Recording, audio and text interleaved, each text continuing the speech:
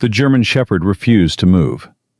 Commander Jake Sullivan yanked the leash harder, but Titan just sat there, staring at the small figure in the filthy pink dress huddled against the building. "Titan, heel! Now!" Nothing. The dog had never disobeyed. Not once in 3 years. The homeless child looked up, and Jake's world tilted. Those eyes. He knew those eyes. "What's your name?" His voice cracked. "Lily." Jake's daughter had been named Lily. But his Lily died 4 years ago in Syria. The military told him so. He'd signed the death certificate himself. The little girl reached out and touched a spot behind Titan's ear. Small white mark, like a star. Jake's hands started shaking. Nobody knew about that mark. Nobody except, please subscribe to our channel and stay until the very end of this story. Comment below with your city so we can see how far Lily's journey reaches across the world. Because what happens next will restore your faith in miracles. Jake Sullivan had learned to keep walking. In 12 years as a Navy SEAL, through missions in 17 countries and more firefights than he could count, survival meant forward momentum. You didn't stop. You didn't look back. You completed the objective and moved to the next one. That philosophy had kept him alive through ambushes in Fallujah, through black ops in Yemen, through the hell of close-quarters combat, where hesitation meant death. And it had kept him functional for the 4 years since Syria, since the mission that took everything. He walked the San Diego streets every Thursday night after his mandatory PTSD counseling sessions, Titan at his side. The routine was precise. Leave the VA clinic at 2100 hours. Walk the 2 miles home through the gas lamp quarter. Don't make eye contact. Don't engage with the homeless population that lined the sidewalks. Don't stop. Stopping meant feeling. Feeling meant remembering. Remembering meant the nightmares got worse. At 35, Jake still had the build of an active operator. 6 feet of lean muscle, short dark brown hair that never quite lost its military precision, eyes that scanned environments automatically, cataloging threats and exits. He wore his Navy working uniform, the Type 3, with its green and brown digital camouflage, even off-duty. It was armor, a reminder of who he was when everything else had been stripped away. Titan walked beside him with the disciplined precision of a military working dog. The German Shepherd was 5 years old, 85 pounds of muscle and intelligence wrapped in a distinctive tan and black coat. He'd been assigned to Jake 2 years ago, after the psych evaluation concluded that Commander Sullivan had PTSD, depression, and survivor's guilt severe enough to warrant intervention. Jake didn't think the dog helped, but the Navy said Titan stayed, or Jake's active duty status was in question, so Titan stayed. They were 3 blocks from Jake's apartment when it happened. Titan stopped. Not the alert position he took when Jake's heart rate spiked, not the guarding stance he assumed when Jake had nightmares. Just a complete, inexplicable halt in the middle of the sidewalk. "Heel," Jake said, the command automatic. Titan didn't move. His ears were forward, his body tense but not aggressive. His nose worked the air, drawing in long, careful breaths. "Titan, heel." Sharper now. The dog's head turned toward a recessed doorway ahead. Jake followed his line of sight and saw the child. She couldn't have been more than 6 or 7. Small for her age, dangerously thin, wearing a pink dress that had probably been pretty once, but was now gray with street dirt and torn at the hem. Her dark blonde hair was matted, tangled, hanging in clumps around a face that was too pale, too hollow. She sat with her knees pulled to her chest, arms wrapped around her legs, rocking slightly. The motion was unconscious, rhythmic, self-soothing behavior that Jake recognized from combat vets and trauma survivors. His training kicked in automatically. Assess, categorize, move on. Homeless youth, approximately 6 years old. No immediate danger. Not his problem. The city had resources for this. Child Protective Services, shelters, people whose job it was to help. He tugged the leash. "Come on, Titan." The dog didn't budge. If anything, his focus intensified. Then he did something Jake had never seen in 3 years. He pulled forward against the leash, not frantically, but with deliberate purpose. He walked directly to the child and sat down in front of her. "Titan, no!" Jake moved to pull him back, but the dog was immovable. He'd positioned himself between Jake and the girl, his body language clear. "Pay attention to this. This matters." The little girl looked up at the dog. For a moment, her eyes were empty, the dissociated stare of someone who'd learned not to hope. Then, something flickered. Recognition? Confusion? Her small hand reached out slowly, carefully, like she was afraid the dog might disappear. Titan leaned into her touch, his tail giving a single wag. Then he did something that made Jake's chest tighten. He lowered his head into her lap and closed his eyes. Complete trust. Complete surrender. Jake had never seen Titan do that with anyone. Not strangers, not the VA counselors, only with Jake himself during the worst episodes. "What's your name?" Jake heard himself ask, his voice rougher than intended. The girl looked up at him. Her eyes were gray-blue, the color of storm clouds. Something about them pulled at Jake's memory, but he couldn't place it. "Lily," she whispered. The world tilted. Lily had been his daughter's name, but Lily Sullivan died 4 years ago in Syria during an extraction mission that went catastrophically wrong. Jake had held his wife Sarah while she bled out from shrapnel wounds, had searched through rubble and smoke for their 2-year-old daughter until his team physically dragged him to the evac helicopter. They'd found Lily's favorite toy 3 days later in the rubble, a small stuffed elephant. DNA-confirmed blood on it was hers. The military declared her deceased. Jake's marriage died with her. Sarah survived her physical wounds, but not the emotional ones. 6 months later, she'd driven her car into a bridge support at 80 miles per hour. Suicide disguised as an accident. Jake knew. He'd wanted to do the same thing 100 times since. "Lily," he repeated, the name ash in his mouth. "That's a pretty name." The girl didn't respond. She was focused on Titan, her fingers working through the dog's thick fur, finding the spot behind his left ear that made him lean into the touch. "Where are your parents?" Jake asked, crouching down to her eye level but maintaining distance. Don't crowd. Don't threaten. Basic trauma response protocol. "Don't got none. Been by myself long time." "How long?" She held up 4 fingers, then looked at them uncertainly, like she wasn't sure that was right. "This many years, maybe?" Hard to remember. 4 years. The same amount of time since Syria. Coincidence. Had to be. "Where did you live before?" "Don't remember good. Just loud noises. Fire. Big bird in the sky." Her voice was flat, reciting facts without emotion. Dissociation. Severe trauma markers. Jake's breath caught. Big bird in the sky. A child's description of a helicopter. And fire. The explosion that had torn through the Syrian compound. "What else do you remember about the big bird?" Man crying, lady not moving, everything loud. She rocked harder. "Don't like thinking about it." Jake's vision blurred. He'd been crying. On the helicopter, while Sarah lay unconscious, while his team told him they couldn't find Lily, that they had to leave before the whole compound collapsed.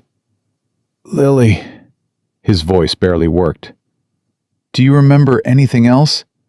Anything about before?" She shook her head, but her hand never stopped moving through Titan's fur. Then she paused. Her fingers found a specific spot behind the dog's left ear, parting the black and tan coat to reveal something Jake had honestly never noticed. A small white mark, maybe the size of a dime, shaped like an irregular star. "You got a star," the little girl said softly. "I dreamed about a puppy with a star. Long time ago." Jake's heart stopped.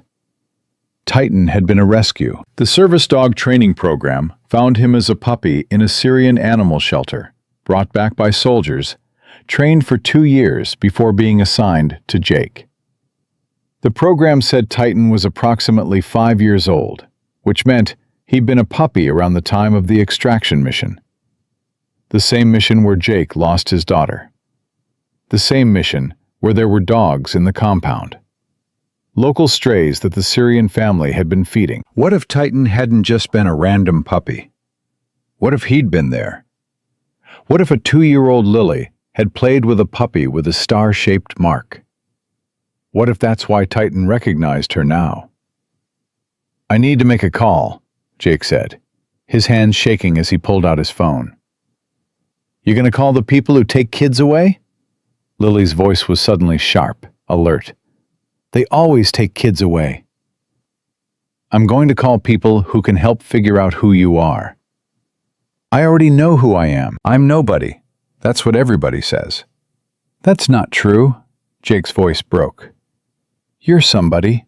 You've always been somebody." He dialed 911, but his eyes never left the child. She had Sarah's nose. He could see it now. And the shape of her face was his mother's. And those eyes, that specific shade of gray-blue, those were Sullivan family eyes going back 3 generations. The 911 operator answered. 911, what's your emergency? "I need police and child protective services to the corner of 5th and Market. I found a homeless child who I think might be..." The words wouldn't come. How did you tell someone you'd found your dead daughter alive 4 years later? "Sir, stay calm. Is the child in immediate danger?" "No, she's safe. I'm with her. I'm Commander Jake Sullivan, Navy SEAL.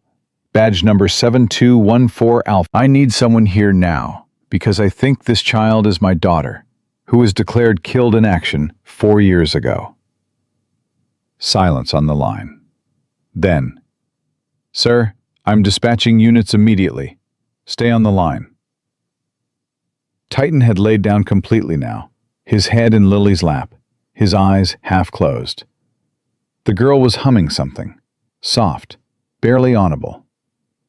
Jake's breath caught again. He knew that song. Sarah used to sing it to baby Lily every night. "You are my sunshine, my only sunshine." "Where did you learn that song?" Jake asked, his voice barely above a whisper. Lily looked up, confused. "Don't know. It's just in my head sometimes. Makes the scared go away a little." Jake sank down to sit on the cold concrete, not caring about his uniform or protocol or anything except the impossibility unfolding in front of him. Sarah had sung that song every single night until the night they deployed to Syria and everything ended. "Do you know any other songs?" Lily shook her head. "Just that one, and sometimes I dream about a lady singing it. But when I wake up, I can't remember her face." "What do you remember about the lady?" "She smelled good, like flowers, and she was soft and safe." Lily's voice cracked. "Nothing's been safe since the loud noises." Jake wanted to reach out, to hold her, to tell her he was her father, and he'd never stopped looking, never stopped hoping, even after they'd declared her dead. But he'd learned enough about trauma to know that would terrify her. She had no memory of him. He was just another stranger in a world that had taught her strangers were dangerous. Sirens approached. 2 police cars and an ambulance pulled up. Officers got out, hands near their weapons until they saw Jake's uniform and the situation. "Commander Sullivan, I'm Officer Martinez. Dispatch said you called about a possible missing child case?" This is Lily. I think I have reason to believe she's my daughter. My daughter who was declared KIA 4 years ago during a mission in Syria. Martinez's eyebrows rose. That's a significant claim, sir. I know how it sounds, but look at her. And look at this. Jake pulled out his phone and showed the officer the only photo he still carried. A picture of 2-year-old Lily Sullivan, taken 3 days before the Syria mission. Chubby cheeks, gray-blue eyes, wearing a pink dress. Martinez looked at the photo, then at the child on the ground. There's a resemblance. But, sir, 4 years is a long time. Children change. She knows about Titan's mark, a white marking behind his ear that I didn't even know existed. She knew exactly where it was. And she's been on the streets for 4 years, the same amount of time since my daughter disappeared. And she described the helicopter extraction, the explosion, things she couldn't know unless she was there. Martinez called for backup. Within 20 minutes, there were 5 more officers, 2 Child Protective Services workers, and a supervisor from the VA who Jake had never met but who apparently had his file. One of the CPS workers, a woman in her 40s with kind eyes and a gentle voice, approached Lily slowly. "Hi, sweetheart. My name is Elena. I work with kids who need help. Are you okay?" Lily didn't answer. She'd gone silent again, shut down, her arms wrapped around Titan's neck. "She doesn't have to talk if she doesn't want to," Jake said quickly. "She's scared. She's been surviving on the streets. Talking to authorities probably means being taken somewhere she doesn't want to go." Elena looked at Jake with new understanding. "You know about trauma." "I've seen enough of it, and lived through enough of it." "Commander Sullivan, regardless of whether this child is your daughter, she needs immediate medical attention. Malnutrition, possible exposure injuries, potential abuse history. We need to take her to the hospital." "I'll go with her." "Sir, you can't. Not until we establish legal guardianship and identity. If she is your daughter, we'll work through that. But right now, she's an unidentified minor in state custody." Jake's hands clenched. "You're not taking her away from me again." "Commander," Elena's voice was firm but not unkind. "I understand what you're feeling, but we have protocols for her safety and yours. If you push this, it will make everything harder for everyone, especially her." Jake wanted to fight, wanted to invoke his military authority, his rights, anything that would keep Lily in his sight. But he looked at the child, terrified, overwhelmed, clinging to Titan, and knew that an aggressive response would traumatize her more. "Can Titan go with her? He's my service dog, but she needs him more than I do right now."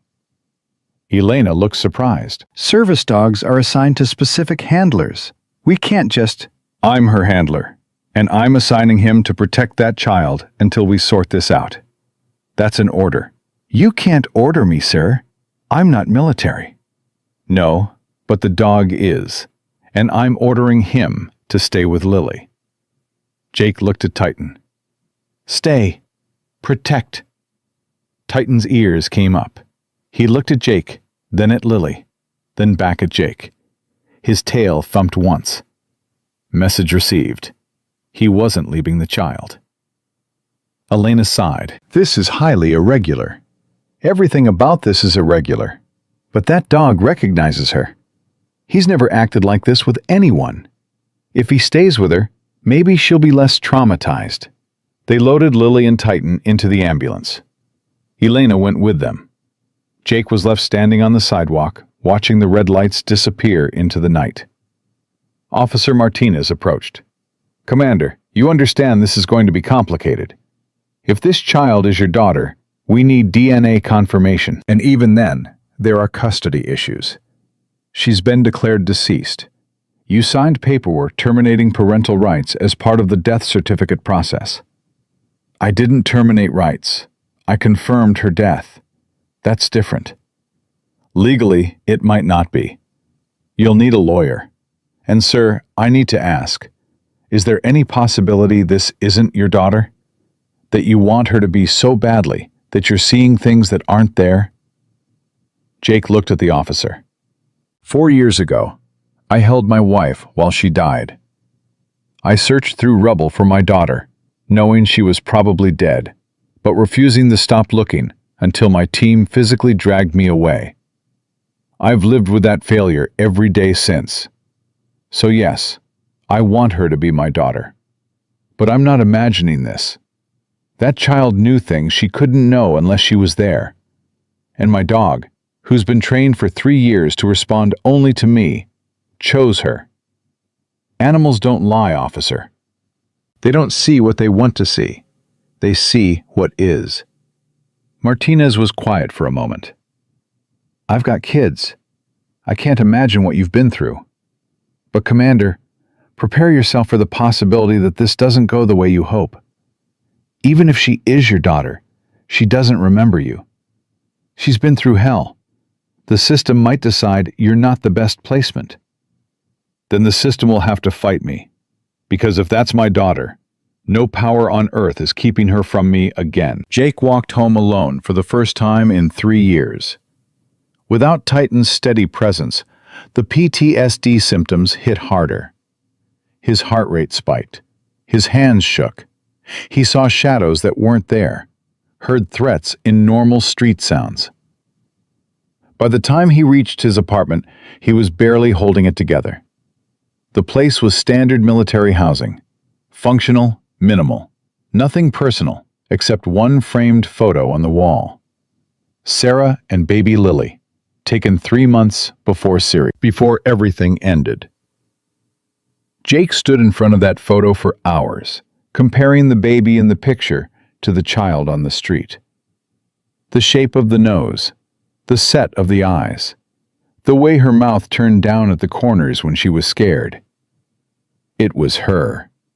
He knew it with the same certainty he knew his own name. Lily Sullivan was alive, and she'd been surviving alone since she was 2 years old. The question that kept Jake awake until dawn was how. How did a 2-year-old survive? Where had she been for 4 years? Who had taken care of her? Who had failed to identify her as a missing American child? His phone rang at 600. Elena Rodriguez, the CPS worker. Commander Sullivan, I wanted to update you before you heard it through official channels. We've run preliminary tests at the hospital. The child you found is severely malnourished, shows signs of long-term neglect, and has trauma markers consistent with extended period of homelessness. But there's something else. Jake's heart stopped. What? We did a facial recognition scan through missing children databases. She came up with a 92% match to Lily Sullivan, declared deceased 4 years ago. We've requested emergency DNA testing. Results should be back in 72 hours. 92% match. That's her. It's a high probability, but not confirmation. Commander, I need to prepare you for something. Even if DNA confirms this is your daughter, she has no memory of you. She's been living on the streets for at least 8 months based on medical examination. We don't know where she was before that, but the trauma is extensive. Reunification, if it happens, will be complicated. I don't care if it's complicated. If that's my daughter, I'm bringing her home. It's not that simple. You signed death certificates. You've been declared unfit for active duty due to PTSD. You live in military housing that's not approved for children. Your service dog is currently with a child who's not legally your dependent. The court has to weigh what's best for the child, not what you want.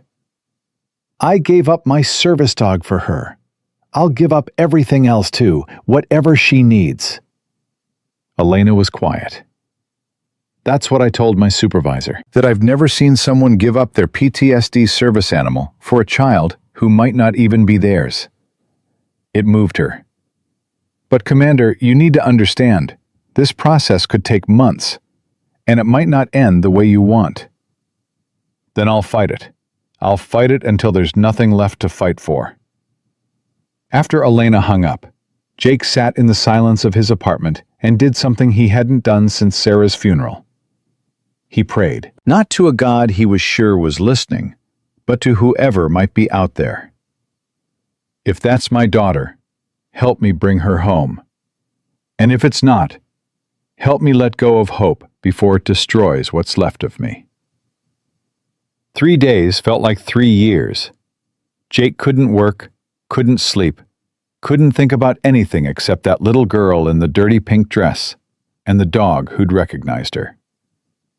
When Elena called on day 3, Jake answered before the first ring finished. "We have the results. Commander Sullivan, according to DNA analysis, the child we have in custody is Lily Sullivan, your daughter. There's a 99.97% match. She's alive." Jake's legs gave out. He sat down hard on the floor, the phone pressed to his ear, and couldn't speak. "Commander, are you there?" "How?" he managed finally. "How is this possible?" "We're still investigating, but based on initial interviews and medical forensics, here's what we think happened. During the Syria extraction, your daughter was picked up by a fleeing civilian, probably a woman. The woman brought her to Turkey, thought she was a Syrian orphan. Your daughter was too young to communicate who she was. The woman died in a refugee camp 6 months later. Lily, your Lily, was moved through multiple camps over the next 2 years. Eventually, she was trafficked into the U.S. through an illegal adoption network." "Trafficked." Jake's voice was hollow. "My daughter was trafficked." The couple who purchased her, and Commander, I use that word deliberately, kept her for approximately 2 years. When authorities started investigating their operation, they dumped her rather than risk exposure. That was 8 months ago.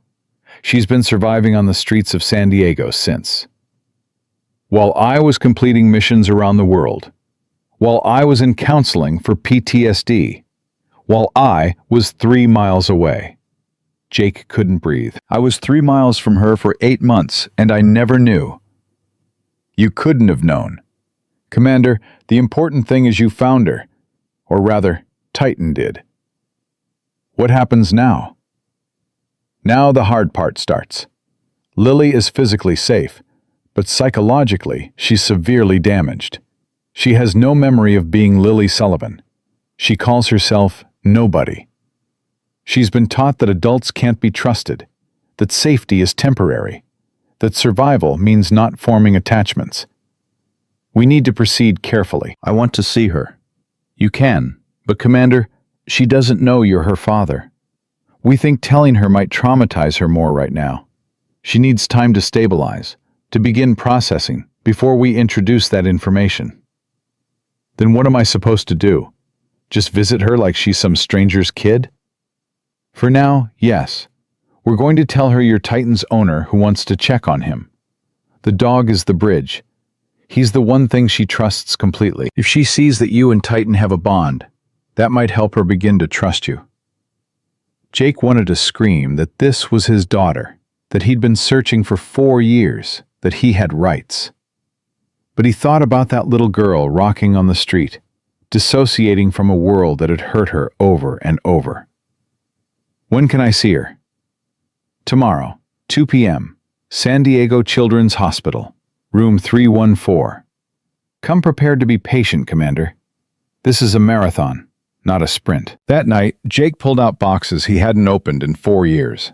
Sarah's things, baby clothes, Lily's few toys that had survived Syria. He sorted through memories that cut like shrapnel, each one a reminder of what had been lost. Except, it hadn't been lost. She'd been alive this entire time, suffering, alone, while he'd been drowning in grief for a daughter who was still breathing. The guilt was crushing. But underneath it was something else, something he hadn't felt since Sarah died. Hope. Terrifying, painful hope that maybe, somehow, they could find their way back to each other. He just had to figure out how to be a father to a daughter who had no idea she'd ever had one. Jake stood outside room 314 at exactly 1400 hours, his dress uniform pressed to perfection, his hands shaking despite his best efforts to control them. Through the small window in the door, he could see Titan lying on the floor beside a hospital bed, and a small figure curled up under white blankets. Elena appeared beside him. "Ready? I don't know how to do this. I don't know how to meet my own daughter and pretend I'm just some guy checking on his dog." "You don't pretend. You be honest within the boundaries she can handle. You're Titan's handler. You care about him. You want to make sure he's okay. All of that is true." "And I'm her father. That's also true." "But that truth could break her right now. She's barely holding together, Commander. The psychiatrist says she's dissociating for hours at a time. She wakes up screaming. She won't eat unless Titan is touching her. This child has survived 4 years of hell by learning not to trust anyone. If we tell her you're her father, her brain might interpret that as another lie from adults who've done nothing but hurt her." Jake's jaw clenched. "How long do I have to lie to her?" "You're not lying. You're waiting. There's a difference." Elena put her hand on the door handle. "Let her lead, Commander. Don't push. Don't ask about her past. Just be someone safe in her present. Can you do that?" Jake wanted to say no, wanted to burst through that door and tell his daughter that her daddy had never stopped searching, that he'd loved her every single day she'd been gone, that she was safe now. But he looked through the window again and saw how small she was, how fragile, how terrified. "I can do that," he said. Elena opened the door. Titan's head came up immediately, his tail giving a single wag when he saw Jake, but he didn't move from his position beside Lily's bed. The little girl's eyes were open, staring at the ceiling with that same disassociated expression Jake had seen on the street. She didn't acknowledge their entrance. "Lily?" Elena said softly. "Remember I told you Titan's handler wanted to visit? This is Commander Sullivan. He's the person Titan lives with." No response. Lily's breathing didn't change. Her eyes didn't shift. Jake moved slowly into the room, every instinct screaming to grab his daughter and never let go. Instead, he knelt beside Titan and ran his hand through the dog's thick coat. "Hey, buddy. You doing okay?" Titan's tail wagged harder, but he stayed in position. His training was good, but this was more than training. This was choice. The dog had chosen to stay with Lily, and nothing Jake said would change that. "He hasn't left her side," Elena said. "The nurses tried to walk him yesterday. He refused to move more than 6 feet from the bed. That's because he knows his job." Jake looked at the child, forcing himself to speak to her like she was a stranger and not the daughter he'd mourned for 4 years.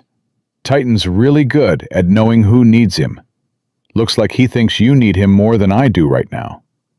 Lily's eyes shifted, just slightly, just enough to glance at Jake before returning to the ceiling. "I brought him something," Jake said, pulling a worn toy from his pocket. "His favorite.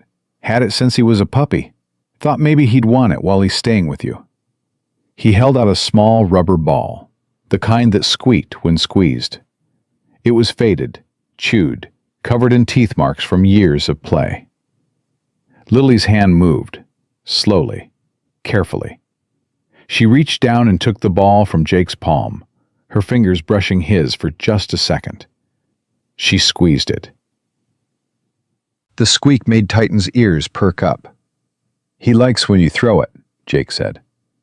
"But he's not supposed to chase it in the hospital, so maybe just the squeaking for now." Lily squeezed it again. Then again. Titan's tail thumped against the floor. The girl's expression didn't change, but her hand kept moving. Squeeze. Squeak. Squeeze. Squeak. Like she was testing whether this small pleasure was allowed or would be taken away.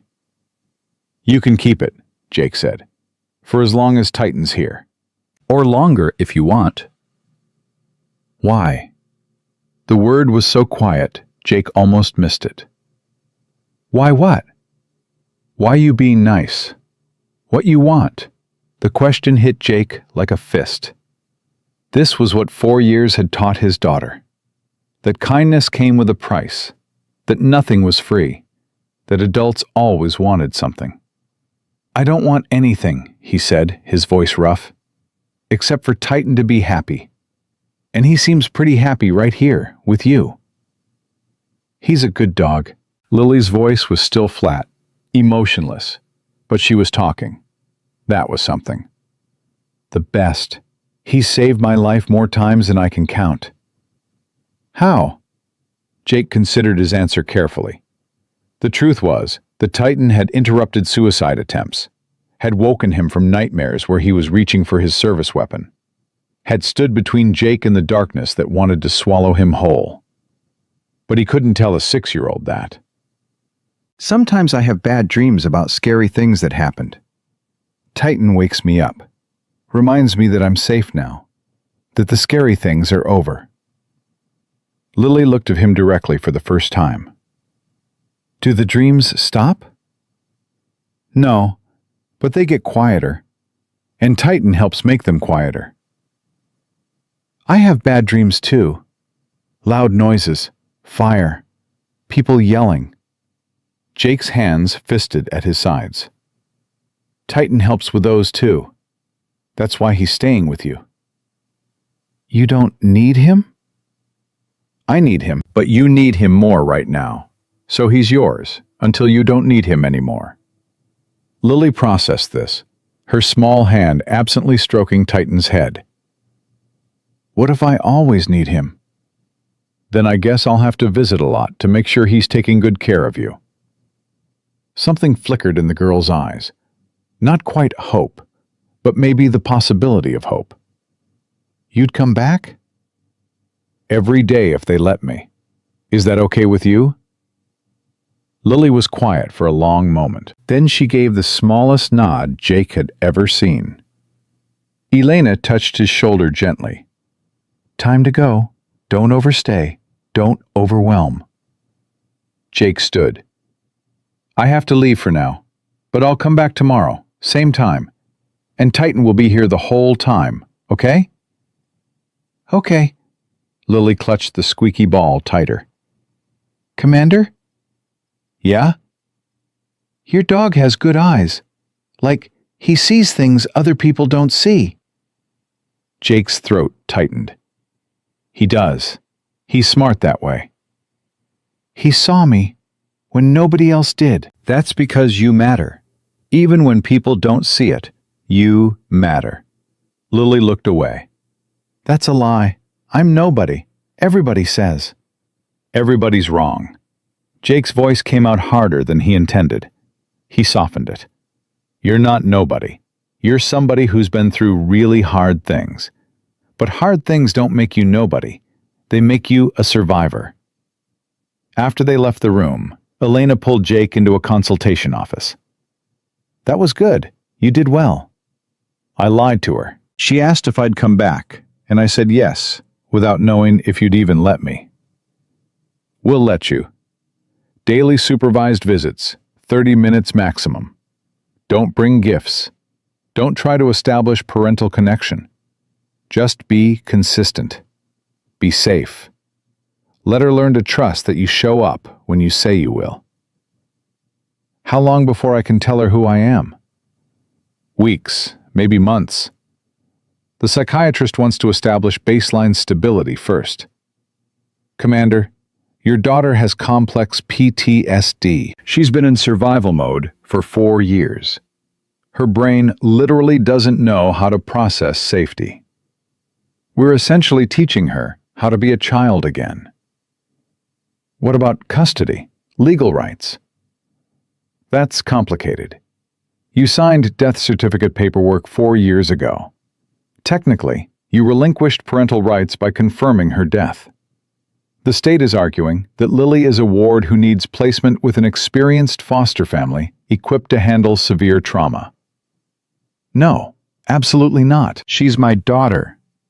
And you're an active duty SEAL with untreated PTSD who just gave up his service dog. The state is going to argue you're unstable. Then I'll retire. I'll get whatever treatment they want. I'll do whatever it takes. Elena's expression softened. I know, and I'm going to fight for you. But you need to understand what we're up against. The family court system doesn't care about biology as much as it cares about the child's best interests. If they decide you're not equipped to handle her trauma, They won't give you custody. Then I'll become equipped. Tell me what they need to see. Stable housing approved for children, regular employment, completion of trauma-informed parenting courses, psychiatric evaluation clearing you for custody, consistent visitation showing positive bonding. And most importantly, Lily needs to want to be with you. The court will ask her opinion. if she says she's scared of you or doesn't want to leave her foster placement, you'll lose. Jake felt the walls closing in. How long? Minimum 6 months. Realistically, closer to a year. A year of my daughter thinking I'm just some guy who visits? A year of her being in the system that's already failed her? I know it's not fair, but it's the reality. We have to work within the system to get her back. Over the next 2 weeks, Jake visited every single day. 30 minutes. Same time. He brought nothing except himself and consistency. He talked to Titan mostly.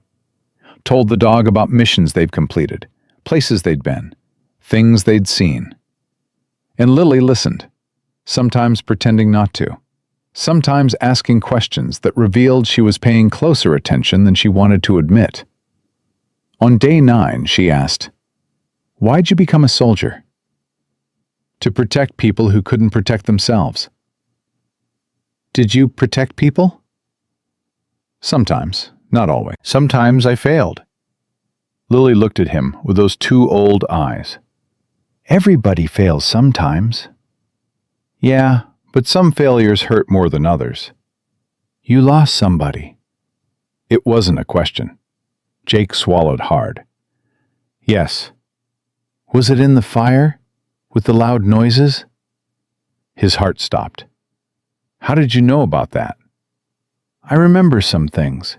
Not faces, not names. Just feelings. And noises. And fire. Was you there? This was the moment Elena had warned him about. Don't confirm. Don't deny. Don't push her to remember before she's ready. There was a fire, Jake said carefully. A long time ago. A lot of people got hurt. Did the person you lost, did they get hurt in the fire? Yes. Lily was quiet. Then, I'm sorry you lost them. I'm sorry too. Do you think... She stopped, struggling with words. Do you think lost people can get found? Jake looked at his daughter, this impossible miracle sitting 3 feet away, and felt tears burning behind his eyes. Yeah, I think sometimes lost people can get found, even when everyone says it's impossible. How do you know? Because I found Titan. He was lost in a place far away, and somehow he ended up with me. So I know lost things can come home. Lily absorbed this. Her hand moved to the white star marking behind Titan's ear. He's lucky you found him. I'm lucky he found me. I was pretty lost, too. On day 14, Elena pulled Jake aside after his visit. We have a problem. The couple who trafficked Lily, they're fighting the custody case. They're claiming they legally adopted her, that you abandoned her, and they have rights.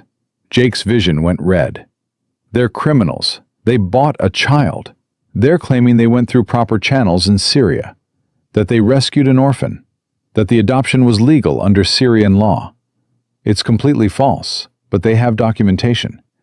Forged documentation, but it looks official enough to complicate things. Where are they? Don't even think about it, Commander. Anything you do to them will be used against you in court. They want you to react violently. It'll prove you're unstable. What's their endgame? They dumped her on the street. They don't want her. They want money.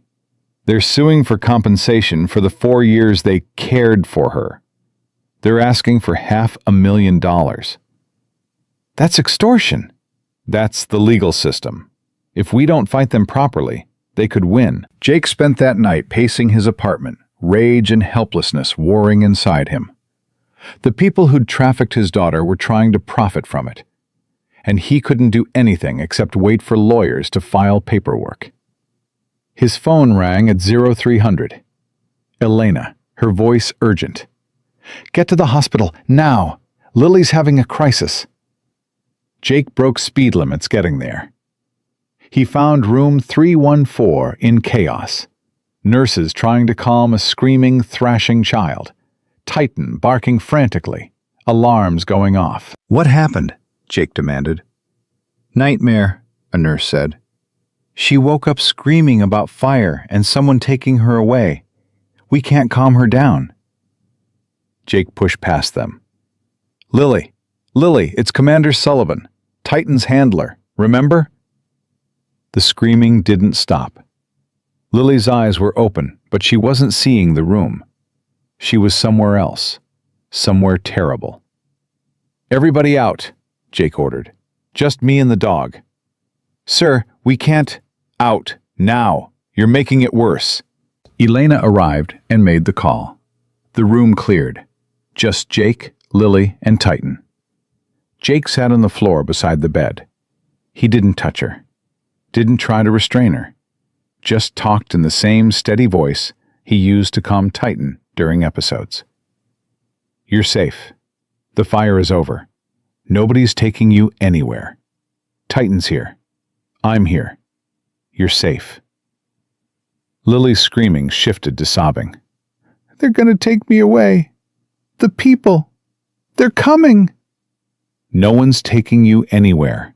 I promise." "You can't promise that. Adults lie. They always lie." "I don't. When I make a promise, I keep it. And I promise you're safe right now, in this moment." "What about next moment?" "Next moment too, and the one after that. As many moments as you need." Lily's breathing started to slow. Her eyes focused on Jake's face. "You're really not going to let them take me?" Jake made a decision that would either save his daughter or cost him everything. "No, I won't let anyone take you. Ever again." "How? You're just Titan's person. You can't stop them." "I'm more than that." Jake's voice shook. "Lily, I need to tell you something. And it might scare you. And if it does, I'll leave and I won't say it again. But you deserve to know the truth." Lily pulled Titan closer. "What truth?" 4 years ago, there was a fire. A big explosion in a place far away. A little girl got lost in that fire. Everyone thought she died. Her daddy looked and looked, but couldn't find her, and he's been looking ever since. Lily's eyes widened. "What happened to the little girl?" "She survived. She went through really hard things. Things no child should ever go through. But she survived. And 3 weeks ago, a dog with a star in his ear recognized her and brought her daddy back to her." The room was completely silent except for Lily's rapid breathing. "I don't understand," she whispered. Jake pulled out his phone and showed her the photo. 2-year-old Lily in a pink dress. "This is the little girl who got lost." Lily stared at the photo. "That's the baby I dream about." "That's you, 4 years ago, before the fire." "No, I'm nobody. I don't have a daddy." "You do. You have me. I'm Jake Sullivan, and you're Lily Sullivan, my daughter. My little girl, who I thought died, but never stopped loving." Lily shook her head violently. No. You're lying. Adults lie. This is a trick to..." "It's not a trick. I have DNA tests, medical records. But more than that, I have you. You remembered Titan's star. You sing the song your mom used to sing. You have your mom's nose and my eyes, and you are my daughter. I can't be. I can't be somebody's daughter. I don't remember how. You don't have to remember. We'll figure it out together. Lily was crying now. If I'm your daughter, where were you? Where were you when the bad people had me? Where were you when I was cold and scared? Where were you? The words shattered Jake completely. I didn't know. God, Lily, I didn't know you were alive. If I'd known, nothing in this world would have stopped me from finding you. Nothing. But you didn't find me. The dog did. You're right. Titan saved both of us. He brought us back to each other. Lily looked at Titan, then at Jake, then at the photo of baby Lily.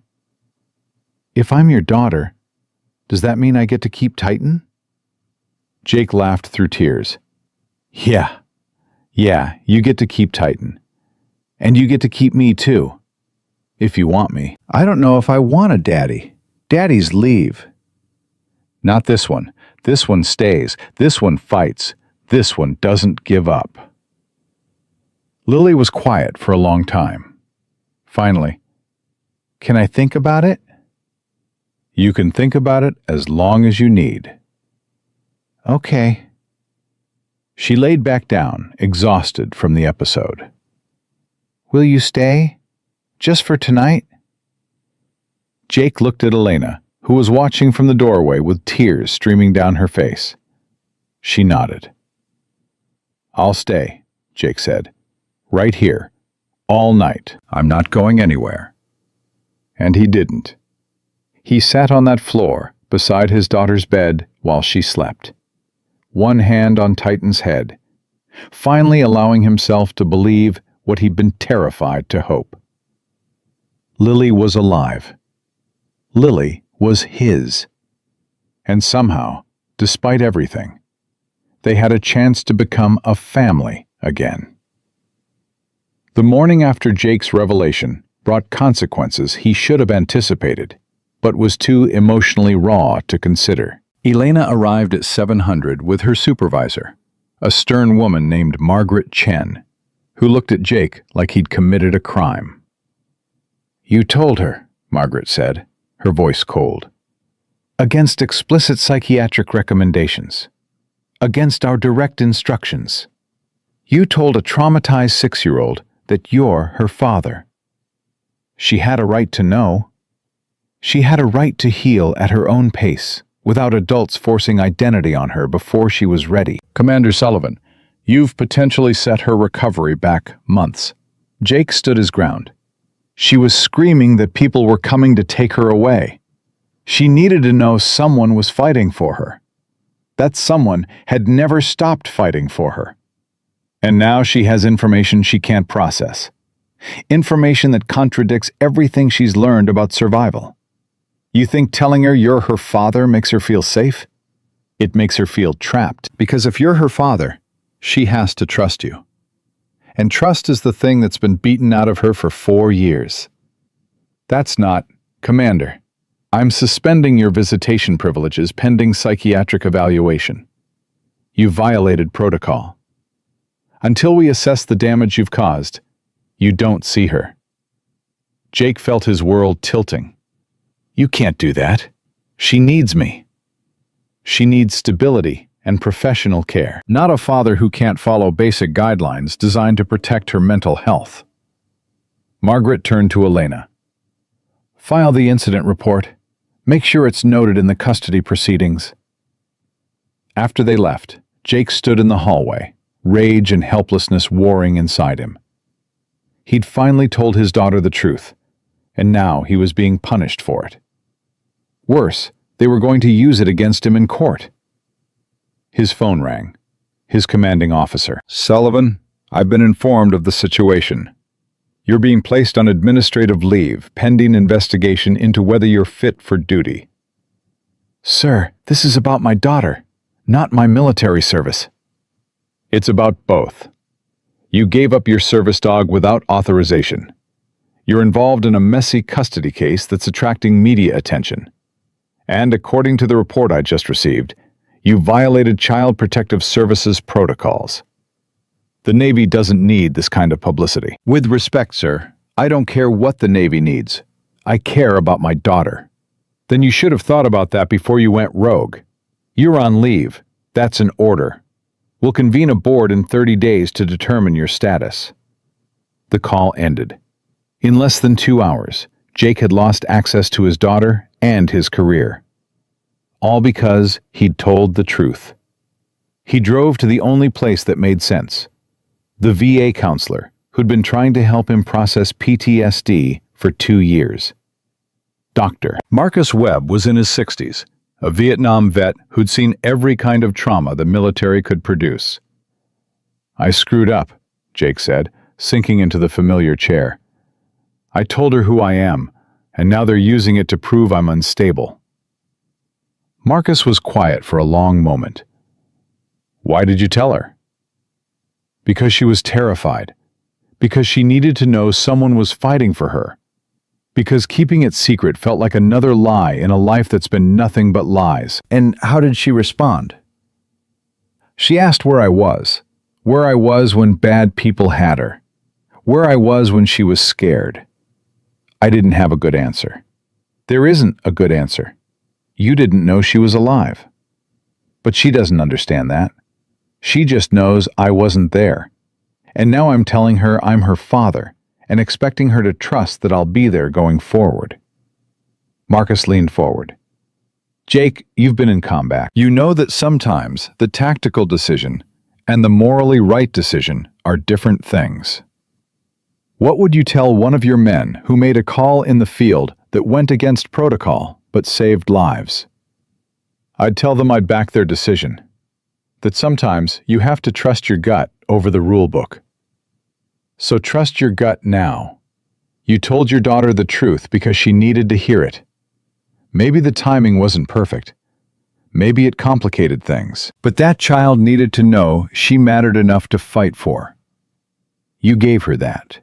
And now I can't see her. Can't be there when she needs me. Then you fight the suspension. You show them you're stable, competent, and committed. You do exactly what they ask, and then some. Because this isn't about winning an argument. It's about winning custody." Jake spent the next week doing everything he was told. He enrolled in trauma-informed parenting classes. He found a family lawyer who specialized in complex custody cases. He started intensive therapy sessions to address his PTSD. He found a 2-bedroom apartment that met all child services requirements and began the approval process. And every day, he called the hospital to check on Lily. The nurses weren't supposed to give him information, but one of them, a former Navy corpsman named Rodriguez, took pity on him. "She's asking for you," Rodriguez said quietly. "Every day. Wants to know when Titan's person is coming back." "What do you tell her?" "That you'll come when you can. She doesn't believe it. Thinks you left because she said the wrong thing." Jake's chest tightened. "Can you tell her something for me? Tell her I didn't leave. That I'm fighting to come back. That nothing she said was wrong." "I'll tell her. But Commander, kids who've been through what she's been through, words don't mean much. They've heard too many promises. She needs to see you show up." On day 8 of the suspension, Jake got a call from his lawyer. "We have a hearing tomorrow. The court wants to determine if you're a danger to the child. If this goes badly, you could lose all parental rights permanently." "What do I need to do?" "Don't lose your temper. Don't interrupt. Answer questions honestly but briefly. And for God's sake, don't make any more dramatic declarations about fighting for your daughter. Let the facts speak." The courtroom was smaller than Jake expected. Just a judge, 2 lawyers, Elena, Margaret, and a court-appointed psychiatrist who'd evaluated Lily. The prosecuting attorney, representing the state, painted Jake as unstable. Commander Sullivan has untreated PTSD. He violated explicit instructions from Child Services. He inserted himself into a traumatized child's life and destabilized her recovery. His military career is in jeopardy. He has no stable employment. He lives in housing unsuitable for children. And he told a 6-year-old that he's her father, without professional support, causing significant psychological distress. Jake's lawyer countered. Commander Sullivan is a decorated Navy SEAL who has completed 12 years of exemplary service. He discovered his daughter, who was declared deceased 4 years ago, living on the streets. He immediately contacted authorities. He gave up his service dog to provide comfort to a traumatized child. He has voluntarily enrolled in parenting courses, secured appropriate housing, and is actively addressing his mental health. His only crime is loving his daughter and wanting her to know she matters. The judge looked at the psychiatrist. Dr. Patel, you've evaluated the child. What's your professional opinion about Commander Sullivan's disclosure? Dr. Patel consulted her notes. Lily Sullivan has complex PTSD stemming from 4 years of severe trauma. Commander Sullivan's revelation that he's her father was poorly timed and violated protocol. However, my evaluation shows that Lily's response was not entirely negative. She's processing the information. She's asking questions about him. She's expressing anxiety about his absence, which actually indicates attachment formation, something we haven't seen with any other adult. So, you're saying his violation helped her? I'm saying it's complicated. Ideally, we would have waited several more months. But in trauma cases, there's rarely an ideal scenario. The question isn't whether Commander Sullivan made a perfect choice. It's whether he made a choice that prioritized the child's emotional needs in a crisis moment. And according to nursing reports, Lily was in severe distress. His presence calmed her when medical staff could not. The judge turned to Elena. Ms. Rodriguez, you've supervised the visitations. What's your assessment? Elena took a breath. Commander Sullivan has been nothing but appropriate in his interactions with Lily. He's patient. He follows boundaries. He doesn't push for physical affection or force conversation. The night he told her he's her father, I was there. I saw Lily's distress. I saw that she was spiraling into a traumatic episode that could have required sedation. Commander Sullivan calmed her, using techniques that demonstrated trauma-informed care. Was it protocol? No. Did it work? Yes. And you support his custody petition? I do, with conditions. Supervised transition. Ongoing therapy for both of them. Regular check-ins. But yes, I believe Lily belongs with her father. Margaret stood. Your Honor, with respect to Ms. Rodriguez, I disagree. This child has been through unspeakable trauma. Placing her with a father she doesn't remember, who has his own untreated trauma, is a recipe for disaster. She needs experienced foster parents trained in severe trauma cases. She needs her father, Jake said before he could stop himself. The judge's gavel came down. Commander Sullivan, you'll speak when spoken to. I'm sorry, Your Honor, but I can't sit here and let people decide my daughter's fate like she's a case file. She's a person. She's my daughter, and she deserves to be with family. Commander, you're not helping your case. I don't care about my case.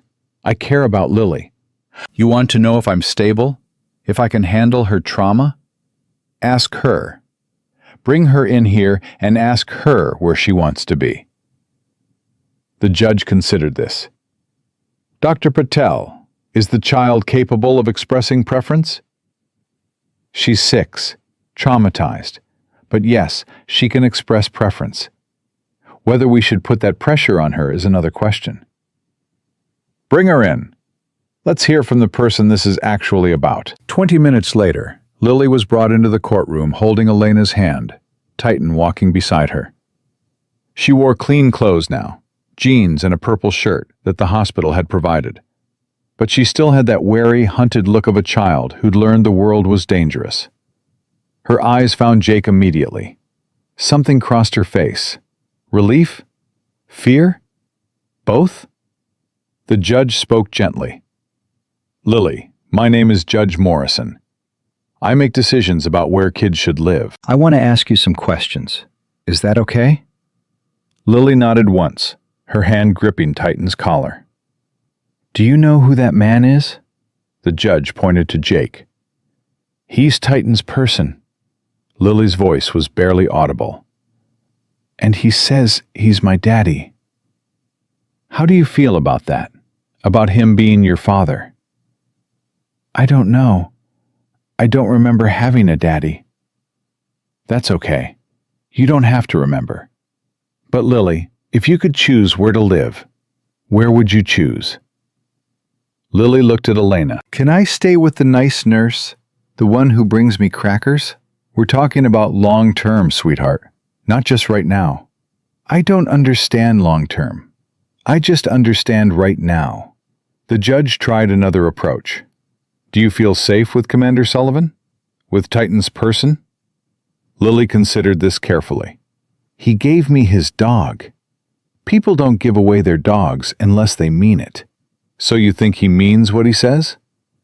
Maybe. I don't know yet. Adults lie a lot. "Has he lied to you?" He says he's my daddy, but I don't remember him.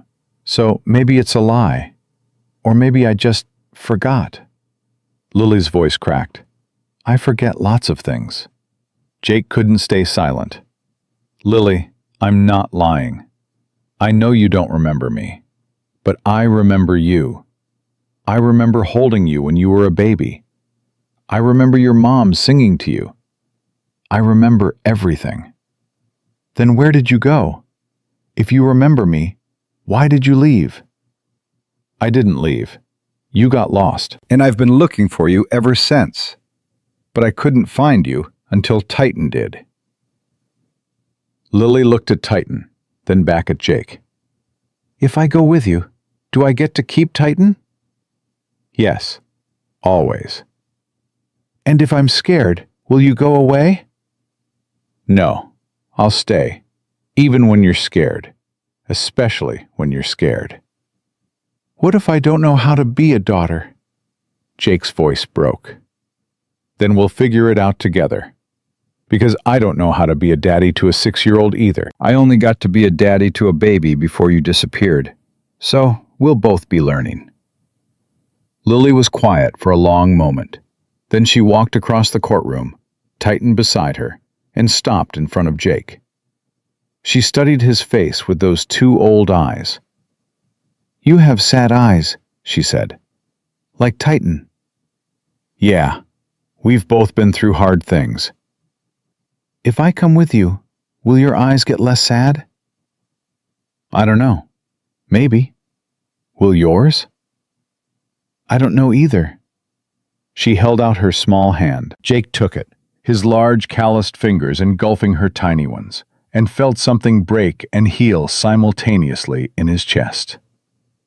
Okay, Lily said. I'll try it, but if it's bad, I want to leave.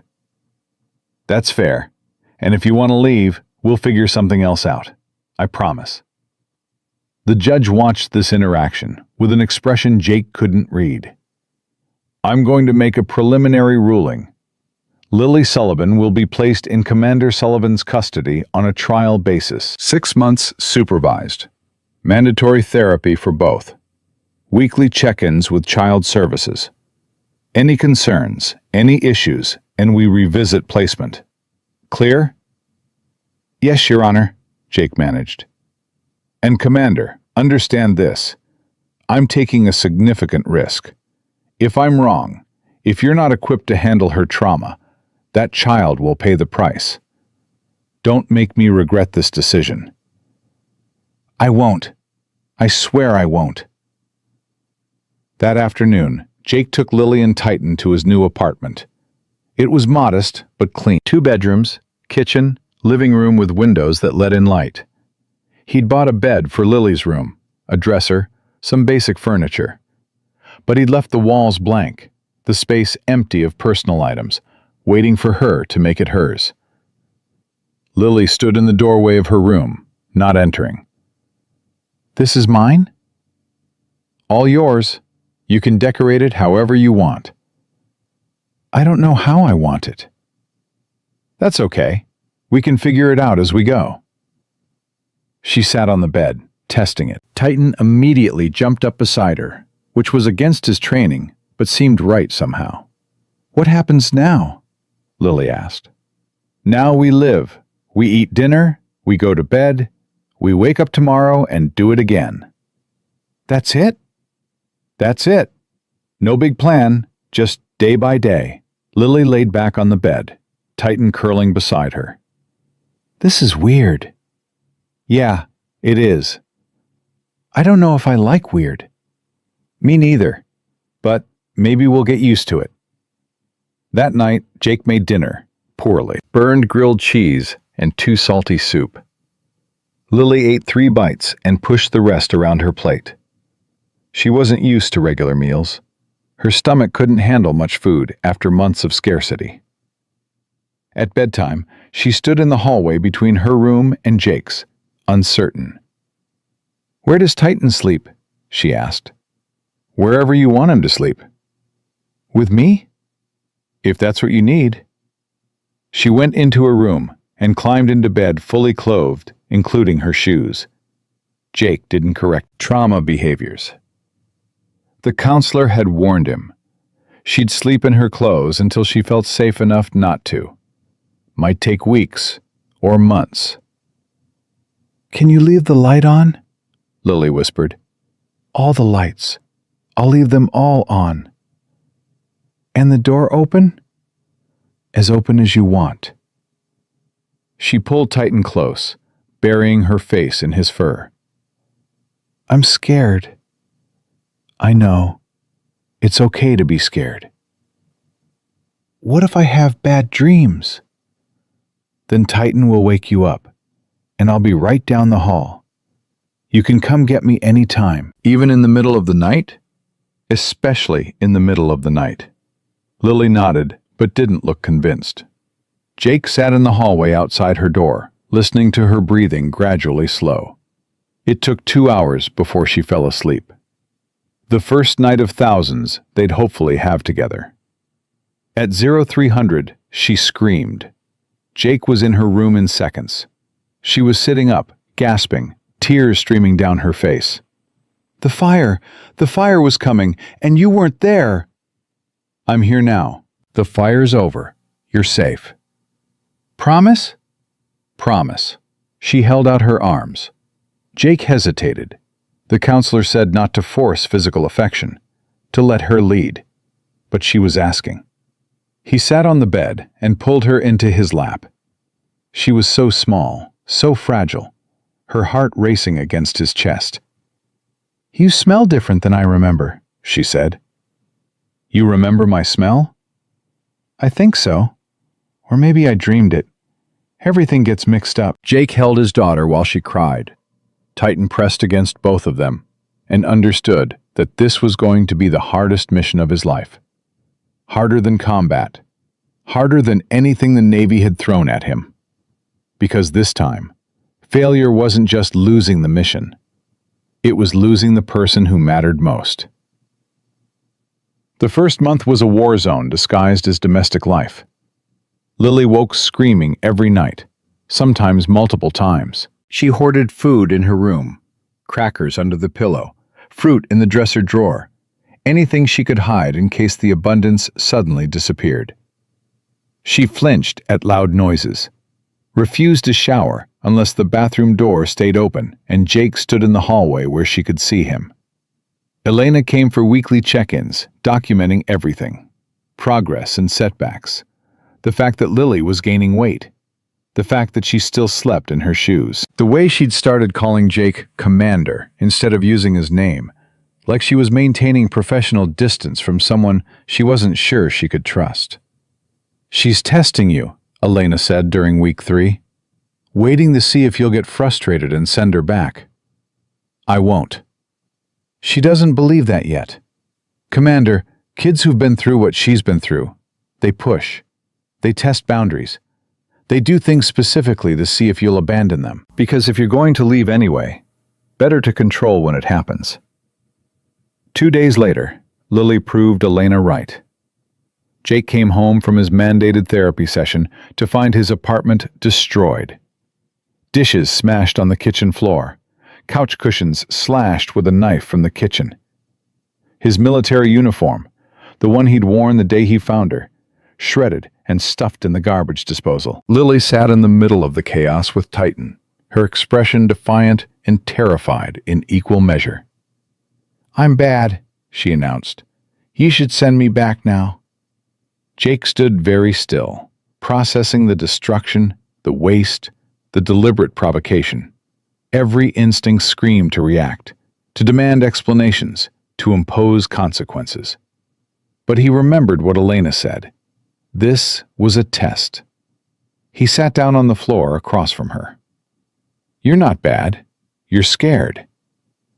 "I broke everything." You broke things, not everything, and things can be replaced. The uniform can't. It was special. It was just cloth. You're more important than cloth. Lily's defiance cracked. "You're supposed to be mad. You're supposed to yell." "Is that what you want? For me to yell so you have a reason to hate me?" "I already have reasons. You left me. You didn't find me for 4 years." There it was, the wound underneath everything else. "You're right. I didn't find you. And I'm sorry. I'm sorrier than you can possibly understand." Sorry doesn't fix anything. No. But showing up every day might. Not leaving even when you destroy my apartment might. Loving you even when you're testing whether that love is real might. Jake's voice was steady. "You can break everything I own, Lily. You can push and test and try to make me send you away. It won't work.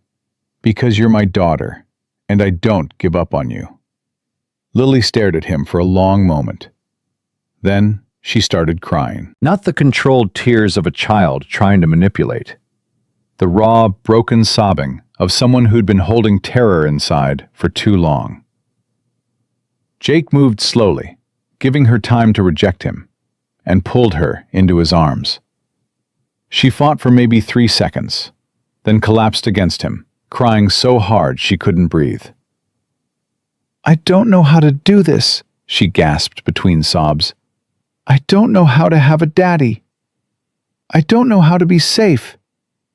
I don't know anything except being scared." "Then we'll start there. We'll be scared together.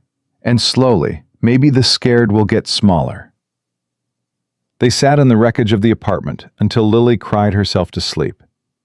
Jake carried her to her bed, Titan following closely. When he returned to assess the damage, he found a note tucked under one of the destroyed couch cushions. In a child's careful handwriting, "I'm sorry I'm broken."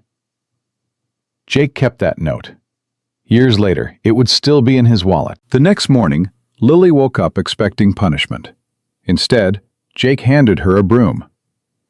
"We clean up together. That's how family works." "I don't know how to clean." "I'll teach you." They spent 3 hours putting the apartment back together. Well, as together as it could be with a destroyed couch and no dishes. When they finished, Jake ordered pizza, Lily's first experience with choosing her own food. And they ate, sitting on the floor where the couch used to be. "Why aren't you mad?" Lily asked, cheese stringing from her slice. "Because being mad doesn't help you heal, and helping you heal is the only thing that matters." "What if I do it again?" "Then we clean up again."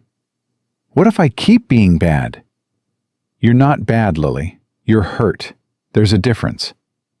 She processed this while chewing pizza.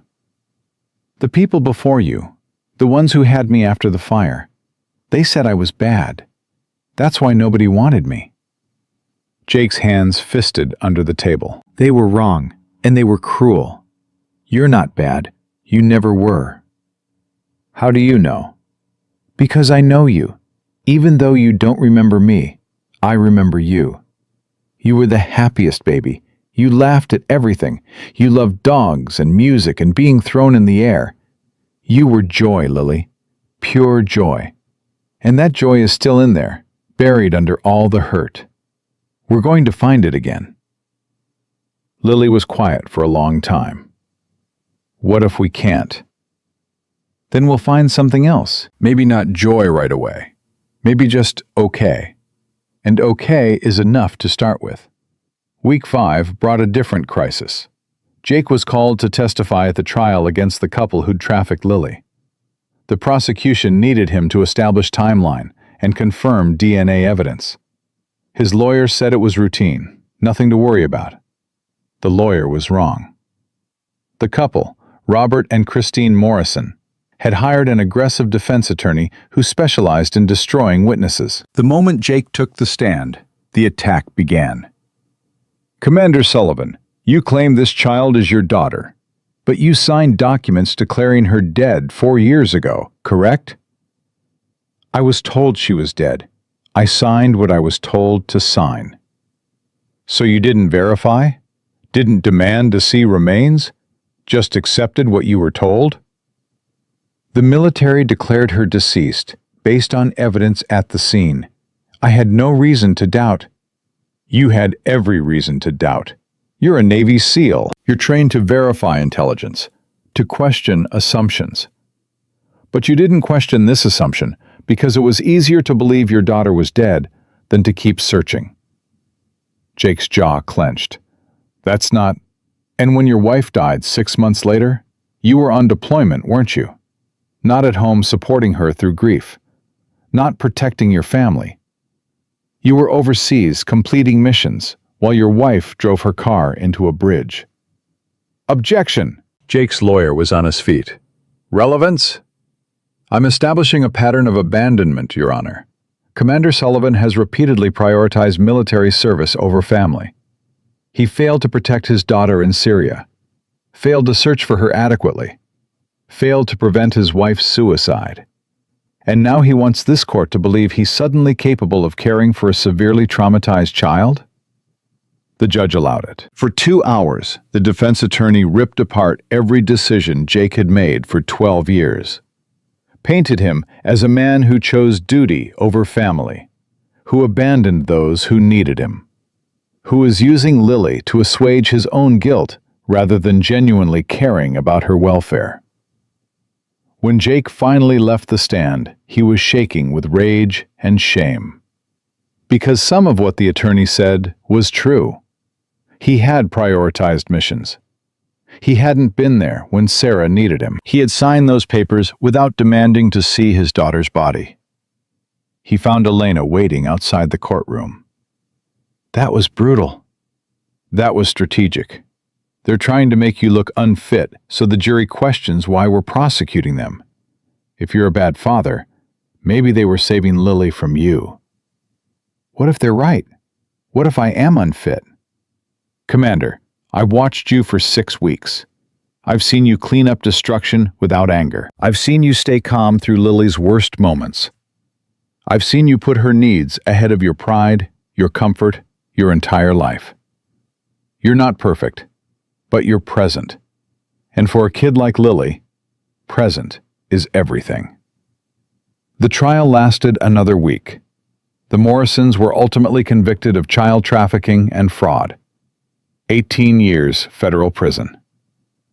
But their lawyers' attacks had done damage. The media had picked up the story.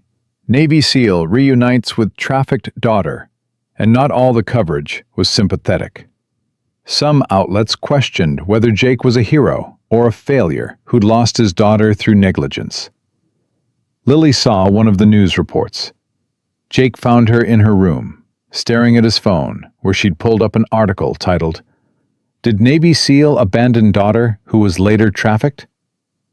"Is that true?" she asked, her voice small. "Did you abandon me?" Jake sat beside her. "I don't know.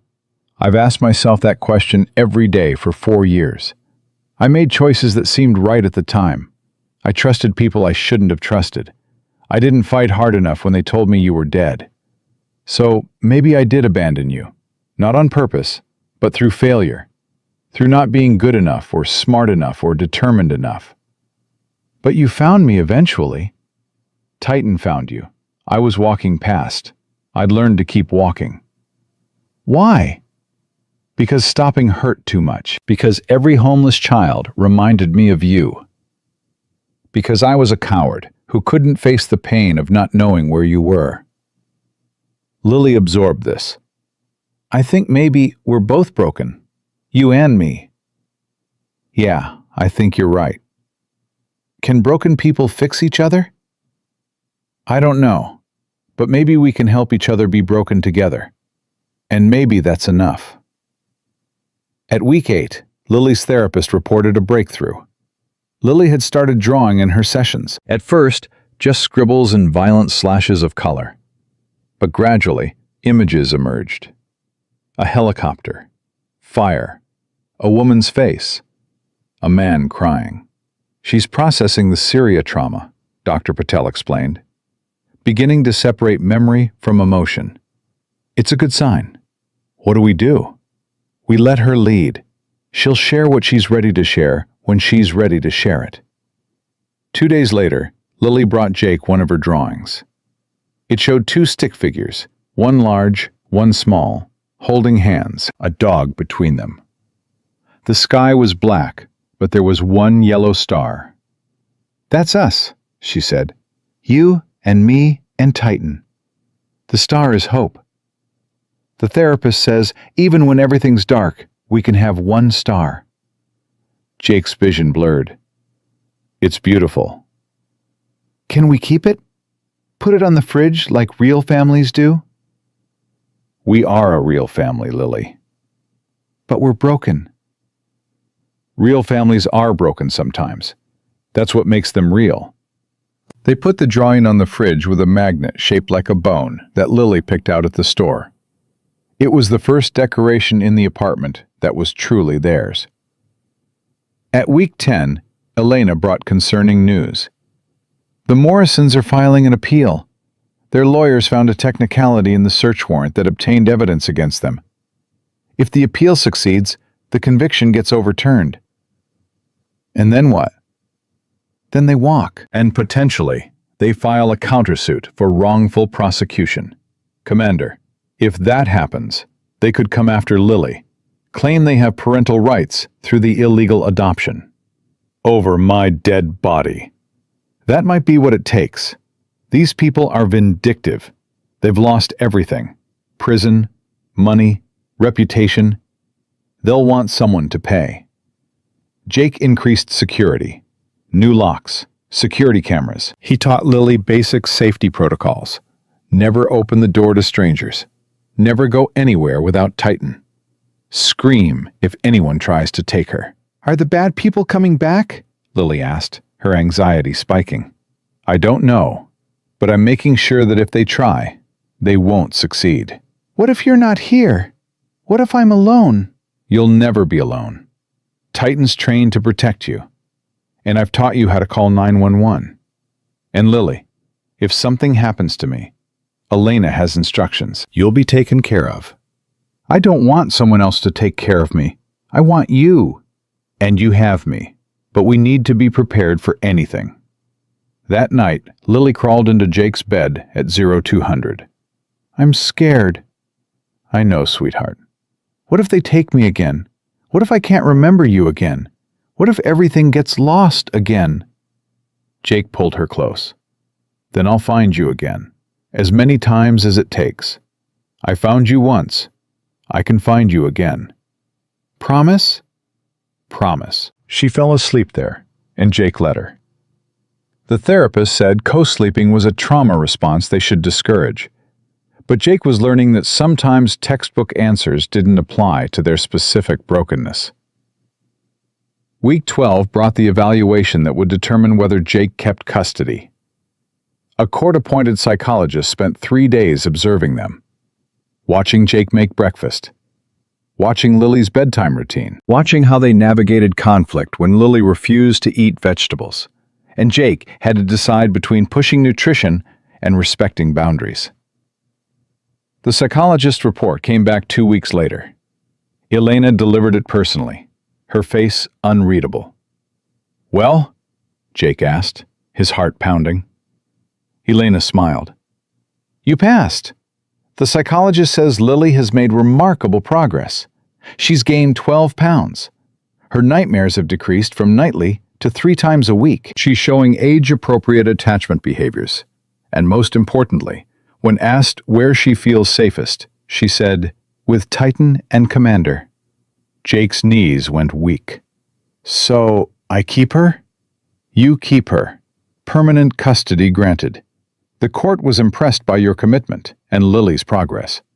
Congratulations, Commander. You're officially a father again." Jake called Lily into the room. She came cautiously, reading the adult faces for signs of bad news. "Lily, you know how we've been doing a trial to see if living together works?" She nodded, her whole body tensing. "The court says it works. You get to stay. Permanently. If you want to." Lily's expression didn't change for a long moment. Then she turned to Elena. "What's permanently mean?" "It means forever. It means this is your home and Commander Sullivan is your father, and nobody can take you away." "Even the bad people?" "Even them." Lily looked at Jake. "Do I have to call you Dad?" "You can call me whatever you're comfortable with. I don't know if I'm ready for Dad. Can I keep saying Commander?" "As long as you need to." "Okay," she paused. "But maybe sometimes, like if I'm really scared or if something really good happens, maybe sometimes I could try Dad, just to see how it feels?" Jake couldn't speak. He just nodded. Lily walked over and hugged him, her small arms barely reaching around his waist. "Thank you for not giving up on me." "Thank you for not giving up on me either." That night, they celebrated with ice cream and a movie. Lily fell asleep halfway through, curled against Jake's side, with Titan at their feet. And for the first time in 4 years, Jake felt something he'd thought was gone forever. Peace. Not perfect peace, not uncomplicated peace, but the peace of knowing that the most important mission of his life was no longer impossible. Lily was home. Damaged, healing, still learning what home meant, but home. And Jake was going to spend the rest of his life making sure she never had to survive alone again. Because that's what fathers did. They showed up. They stayed. They fought through the hard days and celebrated the small victories and loved their children, even when, especially when, that love required more than they thought they had to give. And somehow, despite everything, it was enough. 6 months after the custody ruling, Jake got the call he'd been dreading. Elena's voice was tight with urgency. "The Morrisons' appeal was successful. Technical error in the search warrant. Their conviction is overturned. They're being released tomorrow." Jake's blood ran cold. "What does that mean for Lily?" "Legally, nothing. You have permanent custody. But, Commander, these people are vengeful, and they know where you live. Court records are public. I'm recommending you take precautions." Jake hung up and immediately called his former team leader. "Sir, I need a favor. Security consultation. Possible threat to my daughter from the people who trafficked her." Within 2 hours, 3 retired SEALs were at his apartment, installing advanced security systems and teaching Jake protocols he'd never imagined needing on American soil. Lily watched from the couch, her anxiety visible in how tightly she held Titan. "Commander, are the bad people coming?" Jake knelt in front of her. "I don't know, but I'm making sure that if they try, they can't get to you. I don't want to run again. I'm tired of running." "Then we don't run. We stand our ground. Together." That night, Lily couldn't sleep. Jake found her at 0300, sitting by the window, staring at the street. "What are you looking for?" he asked gently. "Bad people. They always come at night." "Not this time. This time, we're ready." "What if ready isn't enough? What if they take me when you're not looking?" Jake sat beside her. "Lily, I've faced enemies in 17 countries. I've been shot at, blown up, and hunted. I've never been more ready to fight than I am right now. Because this time, I'm not fighting for a mission. I'm fighting for you. But you can't be with me every second. No, but Titan can, and he's trained to protect you. And I've taught you what to do if anything happens. You're not helpless, Lily. You survived 4 years alone. You're stronger than you know. I don't feel strong. I feel scared. Strong people are scared. They just don't let the scared make their decisions. 3 days later, the threat materialized in a way Jake hadn't anticipated. He was called to the school. Lily had started first grade 2 months earlier, for an emergency meeting. When he arrived, he found Lily in the principal's office, pale and shaking, Titan pressed against her legs. The principal, Mrs. Davidson, looked shaken herself. Commander Sullivan, A couple came to the school today, claiming to be Lily's grandparents. They had documentation, forged, we now believe, saying they had visitation rights. They tried to sign Lily out of class. Jake's vision went red. Where are they now? The police have them. But, Commander, your daughter recognized them. She started screaming before they even reached her classroom. The teacher heard and locked the door. That's what saved her. Jake looked at Lily. Was it them? The Morrisons? Lily nodded, tears streaming down her face.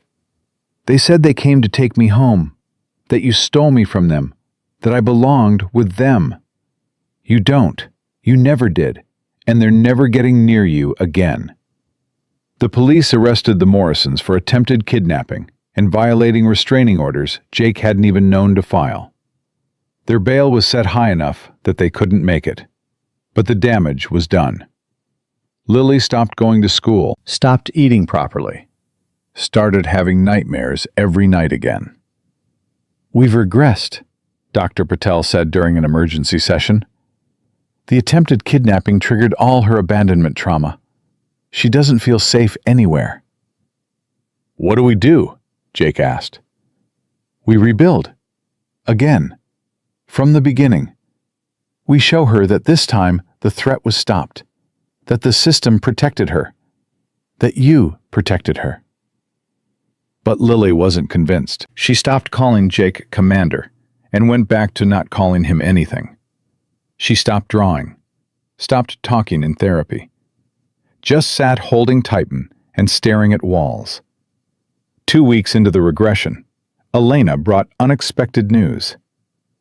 The Morrisons have been charged with additional crimes. Child Services found 3 other children they'd trafficked.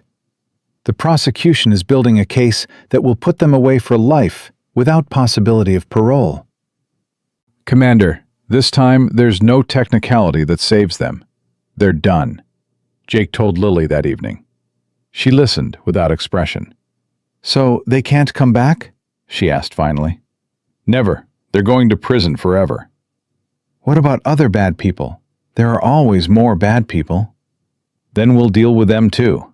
Lily, I can't promise nothing bad will ever happen again. But I can promise I'll be here. Every time. No matter what. How can you promise that? What if you die? What if I lose you like I lost everyone else? The question Jake had been avoiding. Then Elena has instructions. You'd go to my brother, Michael. He's a good man. He'd take care of you. I don't know Michael. You will. He's coming to visit next week. I should have introduced you earlier. I wanted to keep you to myself. Selfish, maybe, but I'd waited so long to have you back. Uncle Michael arrived on a Tuesday, a slightly older, slightly softer version of Jake. He brought gifts. A stuffed dog that looked like Titan. Books about dogs. Dog-themed everything, because apparently Jake had mentioned Lily liked Titan. Lily accepted the gifts politely, but kept her distance. Michael was patient, sitting on the floor and talking to Titan instead of pushing conversation with her. By the end of the visit, Lily was sitting closer, listening to Michael's stories about Jake as a kid. "Your dad once tried to rescue a stray dog from a storm drain," Michael said. "Got stuck himself. Fire department had to pull him out. He was 9 years old and absolutely convinced saving that dog was worth getting grounded for a month." Lily looked at Jake. "Is that true?" "Unfortunately, yes." "Did you save the dog?" "Eventually. Took 3 weeks to catch him after they got me out. Named him Storm. He lived with us for 12 years. Something shifted in Lily's expression. "You've always saved dogs." "And dogs have always saved me. Storm got me through some hard times. Titan got me through losing you. And now Titan brought you back to me." "Maybe dogs are magic," Lily said quietly. "Maybe they are." That night, for the first time since the attempted kidnapping, Lily slept through without nightmares. When Jake checked on her at 600, he found her curled around Titan, peaceful in a way he hadn't seen in weeks. At breakfast, she said something that stopped Jake's heart. "I think I want to try calling you Dad. Not Commander. Just Dad." "You sure? You don't have to." "I know. But you fight for me. You don't give up. You saved a dog when you were 9, even though you got in trouble. That's what dads do, right? They do hard things because it's right?" "Yeah, that's what dads do." "Then you're my dad, even if I don't remember you from before.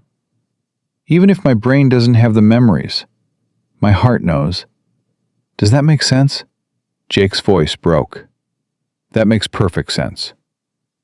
"Okay, Dad," she tested the word. "Dad.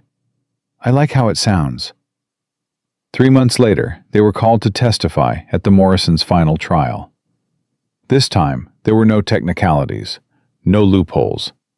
3 other families stood with Jake, all of them parents whose children had been trafficked by the same organization. Lily was scared to testify, but Dr. Patel had prepared her. "You're not powerless anymore. Your voice matters. What you say will help put them away."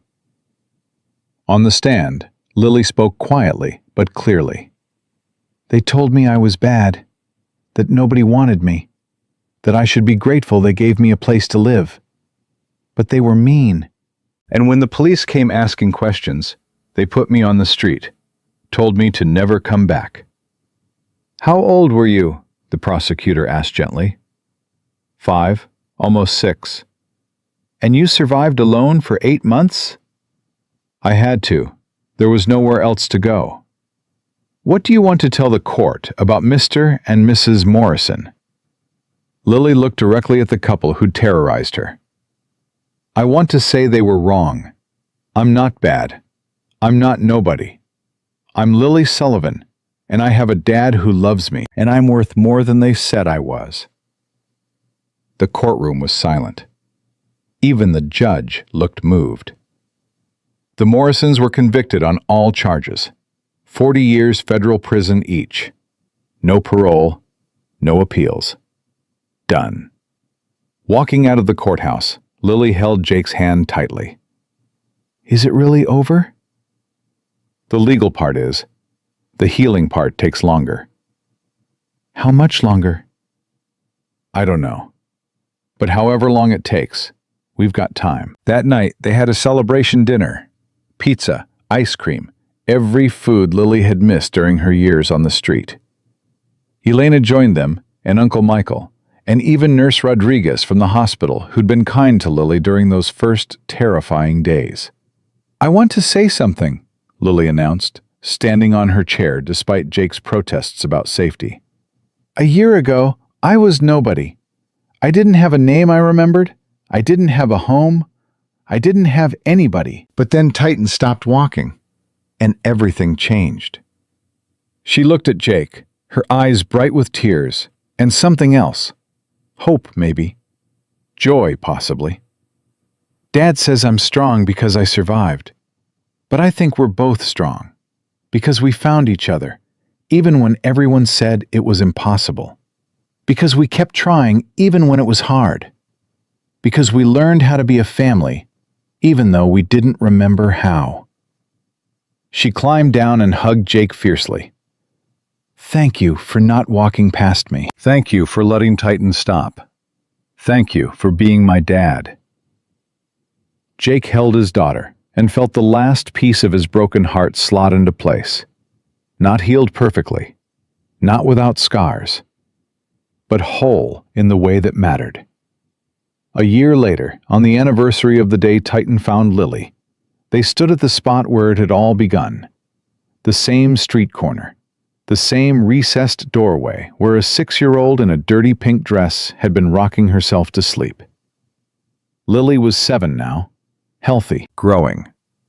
Still had nightmares sometimes, but less frequently. Still had hard days, but more good ones. She was learning to read, making friends at school, discovering that the world could be safe if you had the right people around you. "This is where you found me," she said, looking at the doorway. "This is where Titan found you," Jake corrected. "I was just following orders." "Good dog," Lily said, scratching behind Titan's ears. The German Shepherd's tail wagged slowly. He was getting older now, 7 years old, graying around the muzzle, but still devoted to the girl he'd recognized when no one else had. "Dad, can I ask you something?" "Anything." "Do you think Mom would be proud of us for finding our way back to each other?" Jake's throat tightened. He'd been wondering when Lily would ask about Sarah. They'd talked about her a little, shown pictures, shared stories, but this was the first time Lily had asked what Sarah would think. I think she'd be incredibly proud. Of you for surviving. Of me for not giving up. Of both of us for learning how to be a family again. I wish I remembered her. I'll remember for both of us. And when you're ready, I'll tell you everything about her. How she sang to you every night. How she laughed at terrible jokes. How she loved you more than anything in the world. Lily was quiet for a moment. I think I remember the singing sometimes. In dreams. A lady with a soft voice singing about sunshine. That was her. That was your mom. I'm glad she gave me to you. Even though she's gone, I'm glad I have you. They stood there for a few more minutes, honoring the place where everything had changed, where a service dog's instinct had overridden his training, where a father had almost walked past his daughter, where a miracle had happened, not through thunder or divine intervention, but through the quiet recognition of a dog who remembered a little girl from 4 years earlier.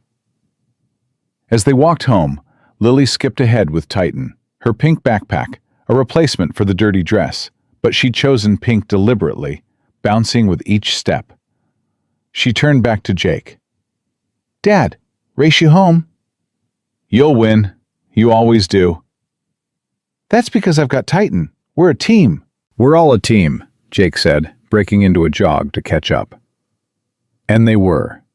Broken pieces that had found each other in the worst way possible, and somehow assembled themselves into something that worked.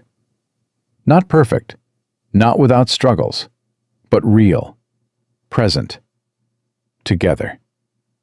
That evening, as Jake tucked Lily into bed, she said something that would stay with him forever. Dad, do you think there are other lost people out there? Other kids like me who just need someone to stop walking? Probably, yeah. Then we should tell them the story, so they know someone might be looking, someone might recognize them, someone might not walk past. Jake kissed her forehead. We'll tell them, I promise.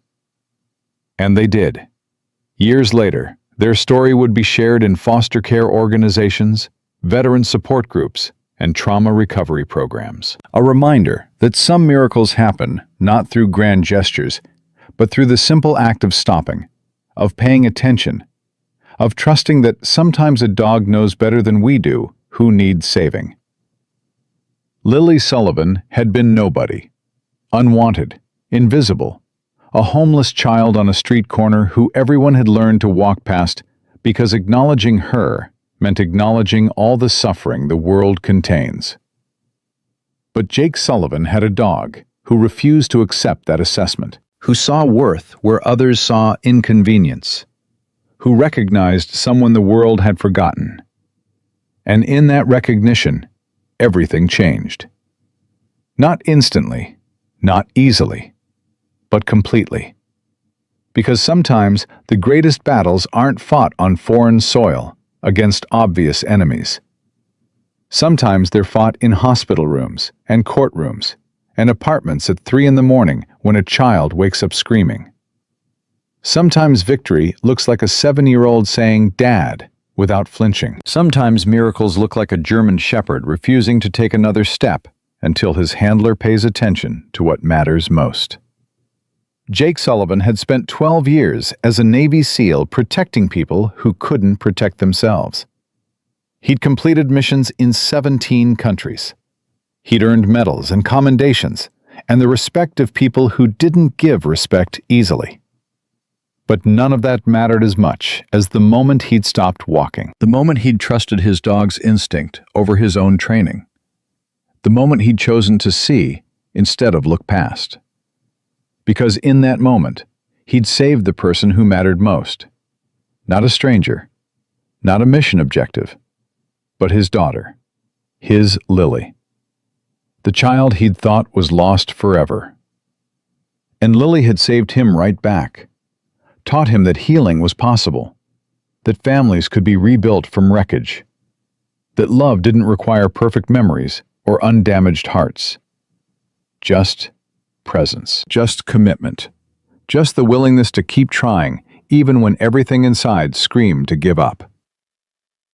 They'd found each other in the worst possible circumstances, but they'd found each other, and that was everything. Some people walk past miracles every day because they've learned to keep moving, to survive by not stopping, to protect themselves by not seeing. But sometimes, if you're lucky, you have a dog who refuses to let you make that mistake. And sometimes, if you're brave enough to trust that dog, you find that what you thought was lost forever was right there all along, just waiting, just hoping, just needing someone to recognize that they were worth stopping for. Jake Sullivan stopped walking the night Titan froze on a San Diego street. And in stopping, he found not just his daughter, but himself. Not the warrior who'd lost everything, but the father who'd fought through hell to bring his little girl home. That's what dads do. They do hard things because it's right. They fight even when fighting seems impossible. They love even when love requires more than they think they have to give. And sometimes, when they're very lucky, they get a second chance to be the person their child needs them to be. Jake Sullivan got that chance, and he spent the rest of his life making sure Lily never doubted that she'd been worth every moment of the fight. Because some things are worth stopping for, worth fighting for, worth rebuilding your entire life around. And a child, any child, but especially his child, was worth all of that and more. Always had been. Always would be. Forever.